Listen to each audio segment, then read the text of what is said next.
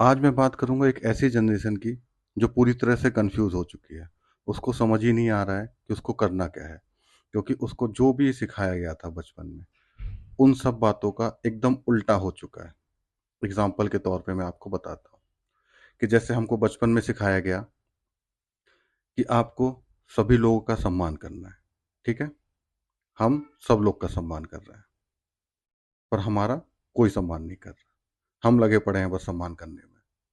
फिर हमको सिखाया गया कि गुस्सा नहीं करना।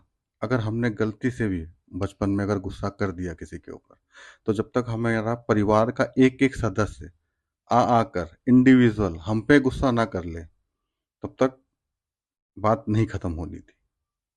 ठीक, गाली हमारे टाइम पे अगर आपने सिर्फ कुत्ता बोल दिया, वो गाली में आता था कि बहुत गंदी गाली दे दी। और उसके बाद जब तक आपको ही कुत्ता नहीं बना दिया जाता था, तब तक वो बात नहीं खत्म होनी थी। फिर ये सब चीज़ें किसी तरह समाप्त हुई। हमने कहा चलो अब स्कूल चलते हैं, हमको स्कूल ले जाया गया। स्कूल में हमें आज तक नहीं समझ में आया कि हमने पढ़ाई ज़्यादा करी या अपनी कुटाई ज़्यादा करवाई। कि जब हम स्कूल से बाहर निकले तो हम पढ़े ज़्यादा या कुटे ज़्यादा, ये चीज़ हमें आज तक नहीं समझ में आई। ठीक है, और सम्मान, सम्मान पे जब लेक्चर हमको दिए जाते थे कि अरे रिस्पेक्ट ये होती है, रिस्पेक्ट वो होती है, तो हमको समझ में आ गया कि रिस्पेक्ट बस बोलने वाली चीज़ है, वो हमें मिलने वाली कभी नहीं है, और वो आज तक हमारे साथ हो रही है। अब क्या होता था कि सबसे पहले हमारा होती थी प्रेयर। एक बड़ा सा ग्राउंड होता था, वहाँ ले जाया जाता था कि चलिए आप प्रे करिए। तो हम भी हाथ जोड़ के प्रे करते थे कि भगवान बचा लो हमें। किस चीज़ से?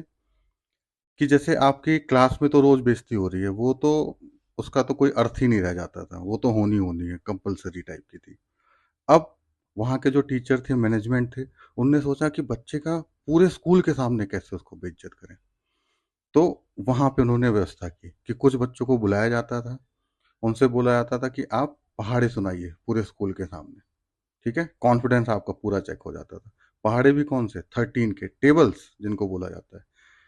13 के सुनाइए, 19 के सुनाइए। तो हम वहाँ पहुँच के अपना मतलब प्रेयर में अपनी समझ जाते थे कि हाँ हो गई है, हमारी बेइज्जती का जो शुभारंभ है, प्रारंभ है, वो हो चुका है। ठीक है, ये सब हम कुछ झेल झाल के आके फिर क्लासरूम में बैठते थे। क्लासरूम में हमें लगता था कि चलो अभी अटेंडेंस होगी तो हम थोड़ा सा रिलैक्स हो जाएंगे ना। उसमें रिलैक्स नहीं होना है, क्योंकि जैसे ही अटेंडेंस चालू हो और अगर आपका गलती से भी ध्यान इधर उधर चला गया है और अगर टीचर ने आपका दोबारा नाम ले लिया है, तो वो नाम नहीं है कि सिर्फ नाम दोबारा लिया जा रहा है, वो आपके नाम समन इशू हो चुका है।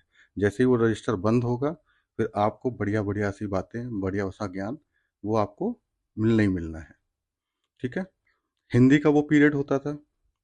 मुझे पहली बार समझ में आई कि हम हिंदी बोल रहे हैं, हमको लगता है कि हम हिंदी जानते हैं, लेकिन जब वो किताब में लिख के आती थी, अलंकार बताओ, संधि विच्छेद करो, है ना, मुहावरों का अर्थ बताओ, तो समझ में आता था भैया ये चीज़ भी हमको नहीं आती जो हम लगातार बोल रहे हैं। तो किसी तरह हम इन सब चीज़ों से निकल के सेकंड पीरियड में जाते थे। सेकंड पीरियड होता था मैथ का। अब मैथ में क्या करना है, एक मैम आती थी, तो उनको सॉल्व जो सोल्यूशन है क्वेश्चंस का, वो कॉपी में नहीं चाहिए होता है। कॉपी में तो आप बैठ के खुद कर लोगे, है ना, कोई देखेगा नहीं, जानेगा नहीं, बेइज्जती नहीं होगी। तो वो बुलाती थी, आइए ब्लैक बोर्ड पे आइए, आके यहाँ पे क्वेश्चन को सॉल्व करिए। वैसे मेरी आज तक लाइफ में किसी भी तरह की कोई लकी ड्रॉ नहीं निकला, कहीं से कोई पर्ची नहीं निकली, पर वहाँ मेरी पर्ची निकलनी थी।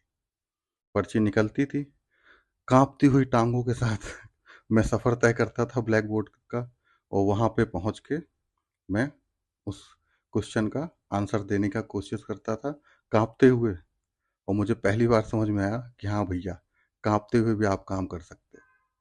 तो ये सब करने के बाद आती थी हमारी फिर इंग्लिश की बारी। इंग्लिश की एक मैम आती थी, ठीक है, वो हमको इंग्लिश पढ़ाती थी। तो एक बार क्या हुआ, सेशन चालू हुआ, मैं बैठा हुआ था, एकदम इंग्लिश की कॉपी बढ़िया से लेके, उसमें अच्छा से एक कवर लगा रखा था, लिखा था नाम, मैंने लिख दिया कपिल। लिखा विषय, मैंने लिख दिया अंग्रेजी। ये ENGLISH नहीं, हिंदी लिपि में अंग्रेजी। जैसे मैम ने देखा, उनकी रूह कांप गई कि भैया तुम बस, है ना, माफ़ करो। उन्होंने हाथ जोड़ा और फिर उन्होंने बोला बस अब तुम इंग्लिश पूरी तरह से सीख चुके हो। किसी तरह एक और अपना पीरियड ख़त्म करते थे। फिर आता था हमारा इंटरवल। इंटरवल में भी हमारे गेम जानते हो क्या होते थे? एक भारी सी बॉल लेते थे, एक ग्राउंड था जिसके चारों तरफ दीवारें थी, ठीक है। हम 15-20 लड़के उस भारी बॉल को एक दूसरे को मार रहे होते थे। एक लड़का भाग रहा है ना, बॉल जोर से मारी उसको लगी, फिर लौट के आई, फिर उठा के मारी, उसको मिल गई, उसने हमको मारी। तो ये हमारे गेम होते थे। तो मिलेनियल्स की प्रॉब्लम्स बहुत बड़ी हैं, एक वीडियो में नहीं आएंगी, वो कंटिन्यू रखेंगे हम। ये वीडियो आपको कैसा लगा ज़रूर बताइएगा, और प्लीज़ लाइक और सब्सक्राइब ज़रूर करें। धन्यवाद।